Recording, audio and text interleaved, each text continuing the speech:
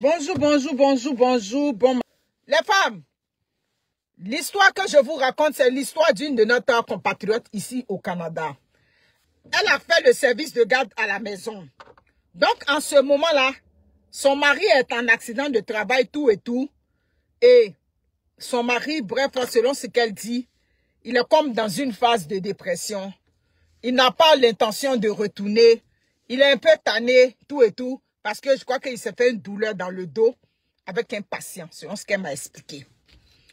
Et selon ce qu'elle a compris, il n'a pas l'intention de retourner. Il veut essayer de voir s'il peut faire une petite formation d'adjoint administratif. Et elle a dit à son mari, mais au lieu d'aller faire adjoint administratif, j'ai déjà la garderie. Écoutez bien, hein, quand elle a fini de m'expliquer, c'est là qu'elle lui a dit que pourquoi vous aimez aller chercher les problèmes? Le monsieur est en accident de travail. Oui, c'est vrai, il a perdu il n'a plus le salaire plein, d'accord. Il est en accident. Donc, en tant qu'une femme, ton rôle là, c'est de remonter le moral de ton mari. Les femmes, on est dans le foyer, mais on n'est pas là aussi pour le mauvais fond. Tant que tu es avec un homme et puis ton salaire est beaucoup plus que lui, oui. Mais c'est pas parce que ton salaire est plus élevé que pour ton mari que tout de suite tu as commencé à lui mettre la pression.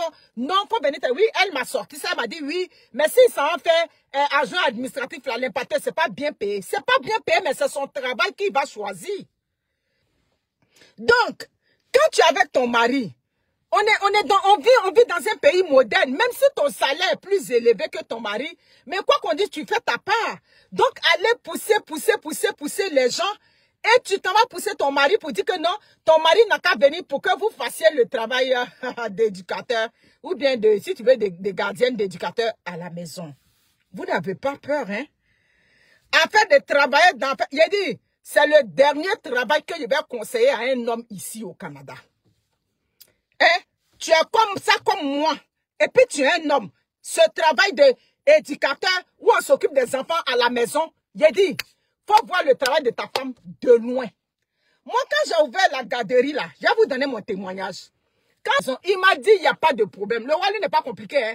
Il m'a dit, il n'y a pas de problème. Mais ton travail que tu t'en vas faire là, le seul service que je peux rendre à un enfant, c'est lui donner un verre d'eau. Les enfants des gens d'ici, je ne veux pas être impliqué sur eux de près ou de loin. J'ai dit, ah papa, mais c'est là-bas tu ne travailles pas en pédiatrie. Il dit, là-bas, je travaille, même si je travaille en pédiatrie, ce n'est pas la même chose parce que ici c'est dans une maison. C'est pour ne pas que demain tu me dis, je suis méchant. Je te donne la maison pour faire ton travail. Mais les enfants des gens d'ici, je ne veux pas m'approcher de près ni de loin. Donc, dans ton contrat là, il faut leur mettre là-bas que tu as 2 jours de rendez-vous. Et ces 2 jours de rendez-vous annuels là, les enfants là, soit ils les gardent, soit, même s'ils sont ici, ça veut dire que ce sont des enfants qui sont déjà propres, qui sont capables eux-mêmes d'aller là aux toilettes. Est-ce que tu me comprends ça, Guy? C'est comme ça il m'a dit, hein? Il dit, donc ça veut dire quoi? Les bébés ngengue qui ne sont pas propres là. Si tu sais que leurs parents ne sont pas prêts ce jour-là, tu fermes la garderie. Je regarde tes enfants ici. Je ne veux pas que mon nom soit impliqué ici. Il dit, c'est parce que ici là, le bon geste que tu veux poser sur un enfant, le geste peut se retourner contre toi.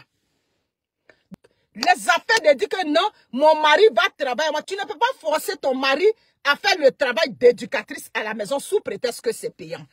C'est fragile avec les enfants, surtout un garçon. Donc, travail même qui est fragile avec les enfants des gens ici, c'est dedans que tu vas encourager ton mari. Le monsieur ne veut pas, puis ça devient parlable sur sa tête. Actuellement, vous avez vu l'enquête qui se passe à la télévision. Il y a une personne actuellement, un enseignant actuellement qui est sous enquête ici au Québec. Vous savez pourquoi il est sous enquête? Il est sous enquête parce que d'abord, les étudiants, les élèves qui prennent disent qu'il est incompétent. Ça, c'est un. Deuxième élément, il a dit dans les causeries, il a dit aux filles, normalement, vous devez vous marier avant de faire des enfants. Deuxième enquête encore, il y a 11 enseignants qui sont sous enquête ici, actuellement où je vous parle, au Québec. Pourquoi ils sont sous enquête? Oh, les enfants disent que ils crient sur eux, ils ils font comme ça. Il y a dit tout un package. Ils tirent l'oreille des enfants. J'ai dit, ah, ici encore, un enseignant va tirer l'oreille des enfants.